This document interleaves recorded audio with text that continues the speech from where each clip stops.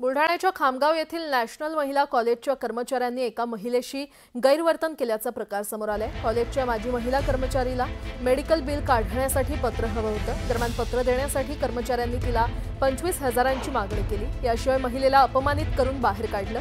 महिलेशी गैरवर्तन करणाऱ्या आणि मेडिक्लेम पत्रासाठी अडवणूक करणाऱ्या सिनियर क्लर्क जयेश नागडा शिवसैनिकांनी त्याला चोप दिलेला आहे।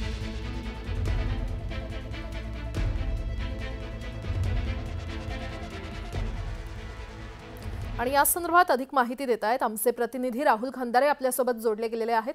राहुल, काय नेमकं प्रकरण? बुलढाणा जिल्ह्याच्या खामगावमध्ये नॅशनल महाविद्यालय ही एक संस्था आहे आणि या संस्थेमध्ये एक महिला त्या ठिकाणी कर्मचारी म्हणून काम करत होती आणि त्या महिलेला काम करत असताना एक गंभीर स्वरूपाचा आजार जडला होता आणि आजाराच्या निमित्ताने ती महिला जी आहे त्या ठिकाणी रुग्णालयात दाखल होती आणि त्या मध्येच ती महिला जी आहे त्या ठिकाणी रिटायर झाली होती। मात्र मेडिक्लेमचे पैसे मिळावे यासाठी ती महिलेची धडपड सुरू होती। त्या महिलेचे मेडिक्लेमच्या पैशासाठी नॅशनल शाळेमधून त्यांना एक पत्र हवं होतं। त्या पत्राच्या माध्यमातून त्यांचे जे मेडिक्लेम आहे ते क्लिअर होणार होतं। मात्र त्या महाविद्यालयाच्या एका जयेश नागडा नामक लिपिकाने 25,000 रुपयाची मागणी करत 25,000 रुपये देसाल तरच तुम्हाला पत्र दिल्या जाईल अशा प्रकारची गैरवर्तणूक त्या महिलेच्या मुलीसोबत केली होती। वारंवार चक्रा मारून देखील ते पत्र देत नव्हते। एवढंच नव्हे तर त्या मुलीला अपमानित देखील त्या ठिकाणी करण्यात आलं होतं। त्यामुळे संतप्त शिवसैनिकांनी त्या महाविद्यालयावर धडक दिली आणि धडक दिल्यानंतर त्या लिपिकाला त्या ठिकाणी चांगला चोप दिलेला आहे। पैशाच्यासाठी पत्राची अडवणूक करणाऱ्या त्या लिपिकाला शिवसैनिकांकडून त्या ठिकाणी मारहाण करण्यात आलेली आहे। मारहाण झाल्यानंतर त्या लिपिकाने त्या ठिकाणी महिलेची माफी मागत मेडिक्लेमसाठी जे पत्र लागत होतं ते पत्र देखील त्या ठिकाणी देण्यात आलेलं आहे। मात्र एका महिलेची अशा प्रकारे अडवणूक केल्यामुळं शिवसैनिक मोठ्या प्रमाणात त्या ठिकाणी आक्रमक झाले होते आणि आक्रमकतेमधूनच त्या लिपिकाला त्या ठिकाणी चोप दिले असल्याची घटना जी आहे ती नॅशनल महिला महाविद्यालयामध्ये घडली असल्याचं समोर आलं आहे। ठीक आहे, पुढची बातमी पाहूयात। अल्पवयीन मुलांनी स्टंटबाजीच्या नादात विद्यार्थिनींच्या अंगावर कार घातल्याचा धक्कादायक प्रकार कोल्हापूर जिल्ह्यातल्या करवीर तालुक्यात घडलाय। भोगावती महाविद्यालय कुरकली इथून गावी जाण्यासाठी एसटीची वाट पाहत विद्यार्थिनी उभ्या होत्या आणि विद्यार्थिनींच्या घोळक्यात अल्पवयीन मुलांनी स्टंटबाजीच्या नादात कार घातली। अपघातामध्ये राधानगरी तालुक्यातील प्रज्ञा कांबळे या विद्यार्थिनीचा मृत्यू झाला तर 3 विद्यार्थिनी गंभीर जखमी झालेल्या आहेत। अपघातानंतर या अल्पवयीन मुलांनी घटनास्थळी गाडी न थांबवता गाडी भोगावतीच्या दिशेने सुसाट पळवली। दरम्यान उपस्थित असणारे महाविद्यालयीन विद्यार्थी आणि शिक्षकांनी कारचा पाठलाग करून पकडलं। या प्रकरणी चालकासह त्याच्या साथीदाराला ताब्यात घेतलं।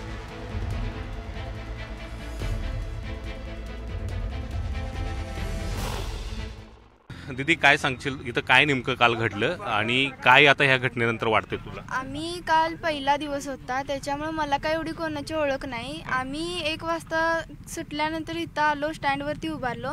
ते पण आम्ही पूर्ण कॉर्नरला नव्हतो, इकडं साईडला उभारलेलो। आमच्या लक्षात पण नाही आलं, वरनं ती गाडी इतक्यात आली आणि त्या गाडीने एकदम असं उडवलं सगळ्यांना आणि मी तिथं मध्ये रस्त्यात पडलो। माझी ही उजवी साईड आपटली डोक्याला, त्याच्यामुळं मला काय कळालंच नाही। त्या मुलगीची पूर्ण कपडे फाटली आणि ती पूर्ण इथंपर्यंत आली। त्या 2 मुली त्या गाडीबरोबरच पुढे आल्या आणि मी तिथं मध्ये पडलो। त्याच्यानंतर माझं हे आधी डोकं आपटलं, त्याच्यामुळं माझी BP पूर्ण लो झाला आणि नंतर मला काय आठवत नाही, मला दवाखान्यात नेलेलं तोपर्यंत पप्पानी। मग नंतर माझं BP नॉर्मल आल्यानंतर मला समजलं की असं झालेलं ते। पण ती जी पोरं आहे ती गाडीतनं फिरत होती, साधारण तिने किती फेऱ्या मारल्या होत्या इथं काय लक्षात आहे तुझ्या? नाही, आमचं काय एवढं लक्ष नव्हतं। आम्ही मैत्रिणी बोलत आलो खाली आणि असं काय लक्षात पण आलं नाही आमच्या की ती मगापासून फिरत होती किंवा असं काहीच नाही। गाडी अगदी स्पीडमध्ये होती? होय, स्पीडमध्ये होती आणि कळालं पण नाही कुणाला, एवढ्या स्पीडमध्ये ती गाडी वरनं आली खाली। ते झालंच ते व्हायचं। साधारण त्यावेळी किती मुली इथं होत्या? तरी 20-30 असतील आणि थोड्या मुली गेलेल्या बसने आणि आमची बस आली नव्हती अजून म्हणून आम्ही थांबलेलो। आता काय वाटतं, या मुलांच्यावरती कारवाई करायला पाहिजे, कडक कारवाई केली पाहिजे?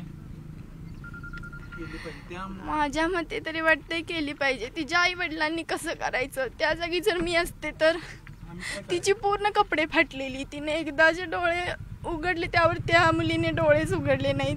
तिच्या आई वडिलांनी किती हे करायचं, म्हणजे यायचं का नाही कॉलेजला, मला पण काही समजलं नाही। आज पहिलाच दिवस होता, कालच आलेलो आणि ती पण मुलगी आता जी हे झाली का नाही, तिला 4 दिवस झालं गेले बरं नव्हतं. तिचे वडील घरातच होते. 4 दिवस झाले त्या मुलीला बरं नव्हतं आणि काल ती मुलगी आपल्या वडिलांना म्हणली की मी आज जातो म्हणून आणि ती घरातनं निघून कॉलेजवरती आली आणि तिचे वडील गेले कामावरती आणि त्याच दिवशी इथं ते घडलं आणि नेमकी तीच त्यात सापडली. मग तिच्या वडिलांना कसं वाटलं असणार? भीती वाटते आता या सगळ्या गोष्टीनंतर कॉलेजला यायला? वाटणारच की, कोणाला पण. आज आमच्यासोबत घडलं, उद्या दुसरं कोणासोबत तरी घडू शकेल. काय आता पोलिसांना काय सांगणार तुझं? आता तू आता तुझ्याच भाषेत सांग, कारण तुझ्या भाषेनंतरच पोलीस आता ऐकतील. त्यांना मी सांगेल, त्यांना ते योग्य वाटत असेल तर त्यांनी ते करावं. मला वाटतं इथं मुली सुरक्षित नाही आहेत आणि कसं मुलं एक शिकणारी असतात, शिकणारी कमी आणि हुल्लडबाजी करणारी जास्त असतात आणि त्यांना कशी गाडी चालवायची हे पण काही समजत नाही. त्यामुळं पोलिसांनी काय ते योग्य निर्णय घेतला पाहिजे एवढंच मला वाटतं. या ठिकाणी आता पोलिसांचा वचक राहणार का हे सुद्धा पाहणं महत्त्वाचं असेल. Video journalist Sandeep Patil, Dnyaneshwar Salunkhe, news 18 Lokmat, Kolhapur. वरून गाडी आली, तिथं पोरी उभारल्या होत्या. त्या पोरींच्या अंगावर त्याने एकदम रेस वाढीली आणि घेतलं. पोरगी गाडीच्या खाली आली आणि हिथनं त्याने टर्न मारला आणि इकडे गेला. ती हुल्लडबाजी करत होती की नेमकी किती वेळा त्यांनी फेऱ्या मारल्या होत्या? 3 वेळा. कालची जी घटना घडली ती स्टंटबाजीच्या हेतूनच आपली स्थानिक नागरिकांनी आम्हाला माहिती दिली की अशा प्रकारे मुली 100 मीटरपर्यंत फरफडत नेली गेली. तिला अतिशय खेदजनक ही घटना आहे. निर्भया पथक नेमलं जातं पण त्याची इथं कितपत त्यांनी इथं आलेत आजपर्यंत तरी आम्हाला तर दिसलेलं नाहीत की इथंपर्यंत आलेलं आहे. इथं कोणत्याही प्रकारची CCTV नाहीत किंवा बस स्टॉपला उभारतात मुली पण बसण्यासाठी त्यांना जागासुद्धा नाही. मुली उन्हात पावसात 2-2 तास इथं वेटिंग करतात बसची. आता इथं जे मुलांचं जे अतिरिक्त वावरणं, गाड्या घेऊन स्टंटबाजी करणे, पालकांना घरातून न ऐकता गाड्या परस्पर घेऊन येणे, शिक्षकांचं हे त्यांच्यावरती धाक राहिलेला नाही आहे. शिक्षक नेमकं करतात काय ते येऊन त्यांचा मुलांना त्यांच्यावर बंधनकारक नाही आहे. कोणते अल्पवयीन मुलं प्रत्येक वेळी मोटरसायकली आणणे, स्टंटबाजी करणे, कॉलेजच्या आवारात फिरणे, शिक्षकांना नेमकं काय करावं त्यांच्यावरती? प्रशासकानं सुद्धा, पोलीस प्रशासनाने सुद्धा का नाही एक पोलीस चौकी किंवा एक 2 पोलीस कायम नेमावेत अशी एक आमची अपेक्षा आहे. 3 आठवड्यापूर्वीच मी स्वतः आमच्या मुली, माझं गाव गुडाळ, आमची मुलगी गुडाळा एसटीने ये जा करते. तर ह्या कॉलेजच्या गेटपासून ते स्टँडपर्यंत मुलींना चालत जावं लागतं आणि त्यांच्या पाठीमागं ही जी हुल्लडबाज मुलं आहेत ही मोटरसायकल घेऊन त्यांच्या पायावरनं गाडी घालणे, त्यांचा पदर खेचणे म्हणजे ओढणी वगैरे. कधी अशी तक्रार केलेली का? तक्रार केलेली मी स्वतः 3 आठवड्यापूर्वी या कमिटीला बोलावून कॉलेजच्या सगळ्या कमिटीच्या समोर, चेअरमन, व्हाईस चेअरमन या सर्वांच्या समोर, प्राचार्यांच्या समोर मी स्वतः तक्रार केली होती की तुम्ही निर्भया पथकांना बोलवा. त्याने आमच्या पालकांना, आम्ही बरेच पालक होतो त्यावेळी, मग पालकांच्या समोर त्यांनी एकच उत्तर दिले की ठीक आहे आम्ही निर्भया पथकाचे नंबर ज्या त्या ठिकाणी लावलेत, मुलींना नंबर दिलेत. एवढं झालं आणि त्यांनी सारवासारव केलेले आहे. डोंबिवलीतल्या मराठी तरुणीला मारहाण केल्याप्रकरणी आरोपी गोकुळ झा याला 14 दिवसांची न्यायालयीन कोठडी सुनावण्यात आलेली आहे. कल्याण कोर्टानं 14 दिवसांची न्यायालयीन कोठडी सुनावलेली आहे. कल्याणमधील तरुणीला मारहाण प्रकरणी आरोपी गोकुळ झा आणि रणजित झा याला 14 दिवसांची न्यायालयीन कोठडी सुनावण्यात आलेली आहे. आरोपी रेकॉर्डवरचा गुन्हेगार असून त्याच्यावर अनेक गुन्हे देखील दाखल आहेत.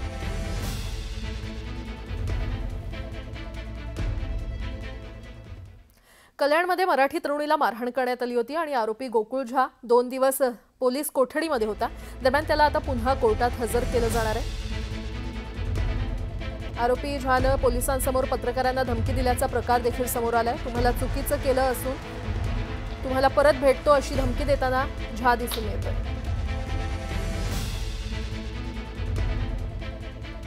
कल्याणमधील मराठी तरुणीला मारहाण प्रकरणातली ही अपडेट आपण पाहतोय. आरोपी गोकुळ झा याची अरेरावी अजूनही सुरूच असल्याचं पाहायला मिळतं.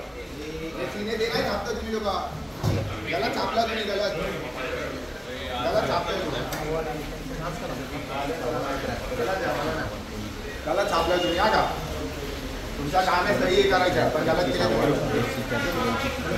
त्याच्यामध्ये तुमच्यामुळे ज्याच्या रोल आहे त्याला पण फसवले तुम्ही लोकांनी. नाही मला नाही